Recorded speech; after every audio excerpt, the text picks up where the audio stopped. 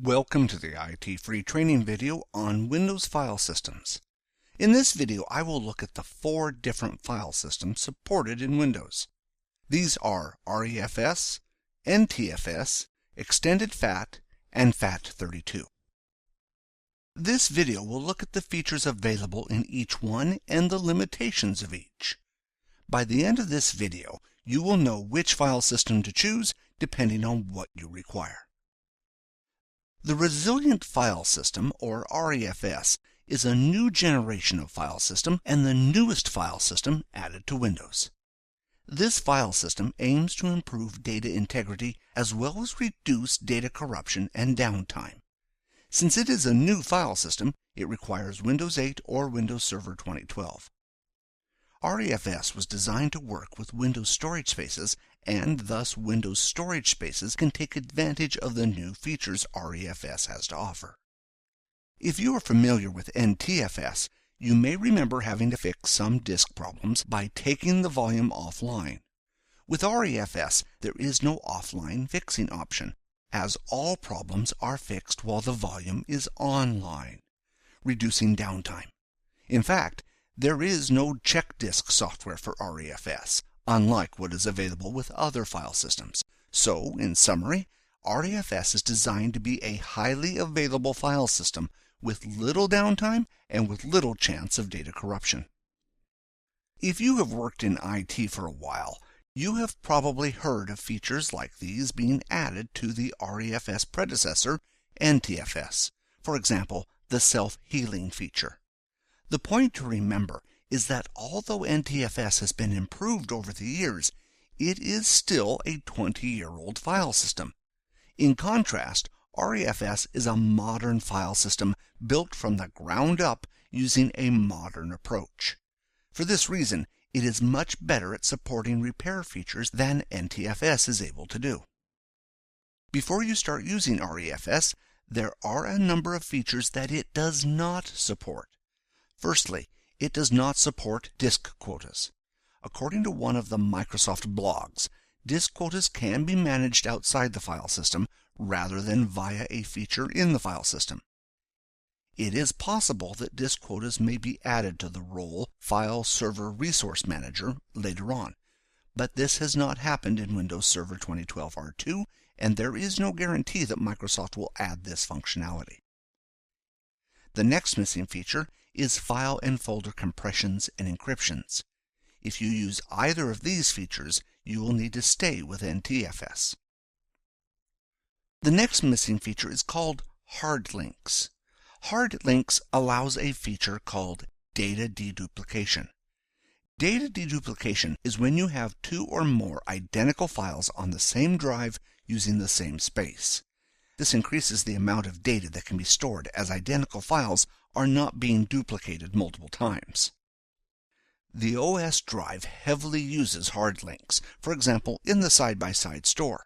This may be why REFS cannot be used for booting the OS, since the OS heavily uses this feature. On the technical side, REFS is missing the features named streams and object IDs. Named streams were added to Windows to make it more compatible with other file systems. However, only a small amount of software on Windows does make use of them. Object IDs allow a file to be given a unique value. When the file is used, Windows can use this unique number to work out where the file was from originally. Indexing software may use this functionality. Some additional features are missing from REFS that are more legacy features. First, extended attributes are not supported. The basic attributes of read-only, hidden, and archive are still supported. However, the attribute system is not. Software can add additional attributes using NTFS. However, they are generally not used that much in Windows as compared with some alternate operating systems. If you are using software that requires extended attributes, you will need to use NTFS. REFS no longer has support for 8.3 file names from the MS-DOS days. Long file names were first introduced in Windows 95 to offer an alternative to short file names. If you have software that requires short file names, that software is extremely old. If this is the case, I would consider running the software in a virtual machine or upgrading the software. The last point that I want to raise is software support.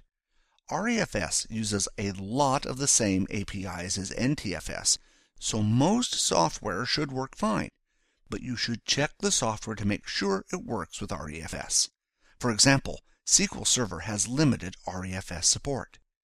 I refer to it as limited as it will still run, however some features do not work with REFS. One such important feature is a low-level SQL Server utility that many administrators use to repair problems with a SQL database. If you are planning on running SQL Server, for the moment at least, I would recommend running NTFS. REFS was designed to be compatible with the majority of NTFS features, so most software should work with REFS. However, it is worth checking or testing the software to ensure that it will work. Lastly, there is no software available in Windows to convert an NTFS volume to an REFS volume or REFS to NTFS. If you want to change the file system on a volume, you will need to back up the data, reformat the volume, and then copy the data back onto the volume. To have a closer look at REFS, I will open Windows Explorer and right-click on a hard disk in this system that has not yet been formatted and select the Format option. To format the disk with REFS, it is just a matter of selecting the option REFS. If you are using a client operating system like Windows 8.1, this option will not be present. Microsoft assumes that if you are using REFS, it will be on a server operating system. Windows 8 and above will be able to read REFS volumes, but they will not be able to create them. In order to format a drive with REFS on Windows 8 and above, you will need to enable the option in the operating system, which can be done by adding a key to the registry. See the description of this video on how to perform this. Once the format is complete, I will open the newly created volume and create a file on the volume. Once the file is created, I will right-click the file and open the properties for the file. Notice in the properties for the file the three standard attributes: read-only, hidden, and archive. To compare this with NTFS, I will open the properties for a file on the C drive. Notice on the standard file there are the attributes read-only and hidden. If I press the Advanced button, there are additional attributes available. The tick box "File is ready for archiving" is effectively the archive option. The next tick box down allow this file to have contents indexed in addition to file properties. If this option is ticked, the indexing software on Windows will read the contents of the file and index it based on the keywords in the file. This allows searches to be returned based on the contents of the file, not just the file name. At the bottom, notice the options for compression and encryption. Both of these are not available in REFS. You can see that REFS looks much the same as NTFS from a user's perspective, with some missing features. There are also some improved scalability options available in REFS, but I will go through them later in the video when I compare all the file systems. The next file system that I will look at is the New Technology File System, otherwise known as NTFS.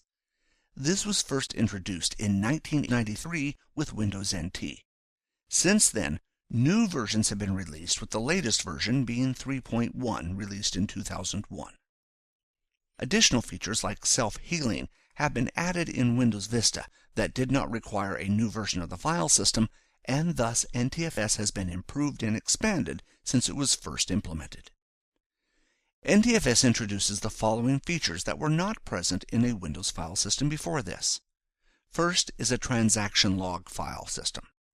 This means before a change is made, it is first stored in a log file. Once the change is made, the log is updated to reflect the change was successful. This means that if there was a system crash while the volume is being updated, Windows can detect that the last change was not successful and reverse the changes. Transaction logs are essential to ensure that there is no data corruption during drive crashes or power outages. The next important feature that is added to NTFS is security. Before NTFS, security was not available in Windows. NTFS allows security to be applied to the file and folder level and supports users and groups. Also, NTFS supports compression and encryption. Since REFS currently does not support compression or encryption, effectively, NTFS is the only file system supported by Windows that supports these features. NTFS is the default file system used in Windows, and unless you have a good reason not to, you should use this file system for your operating system. The next file system that I will look at is FAT. FAT, or File Allocation Table, has been around since the 70s.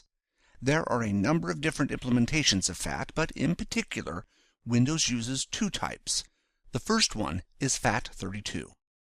FAT32 is a simple file system and thus does not have modern features like security, compression, or encryption.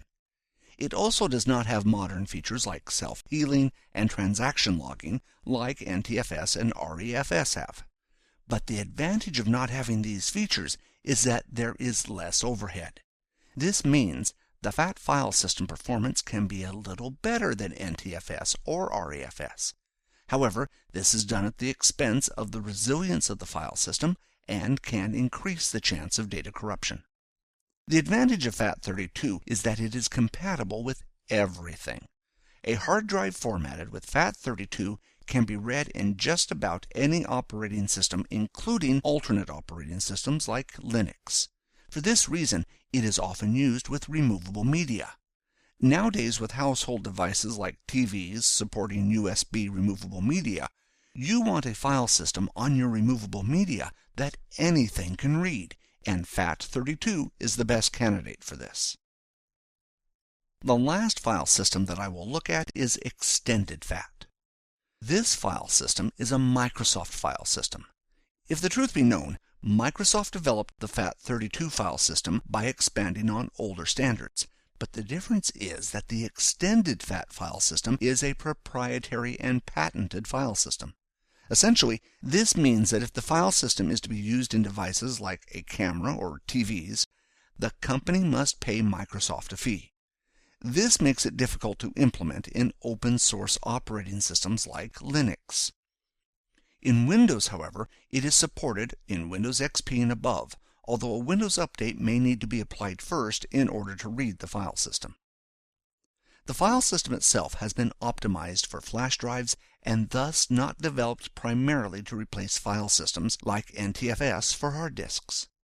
Extended FAT, even though it has the name FAT, is more a redesign of FAT rather than adding features to an existing FAT file system like FAT32 was. For this reason, it offers better performance on larger hard disks than FAT32 does. If you are worried about compatibility, it is best to use FAT32, even though support for Extended FAT has improved. When considering which file system to use, it is best to consider the limits of each file system as shown here. FAT32 offers the most compatibility with other operating systems, including alternative operating systems. This makes it a good choice for removable media. The biggest limitation is that the max volume size is 2 terabytes. With storage only getting larger, this limits the future of the file system. Also notice the biggest file size is 4 gigabytes.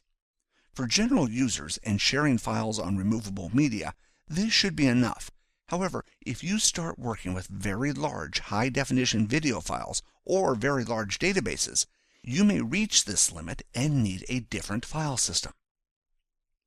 All the rest of the file systems have very large single file sizes and large maximum volume sizes, with the smallest being 127 petabytes, followed by 16 exabytes.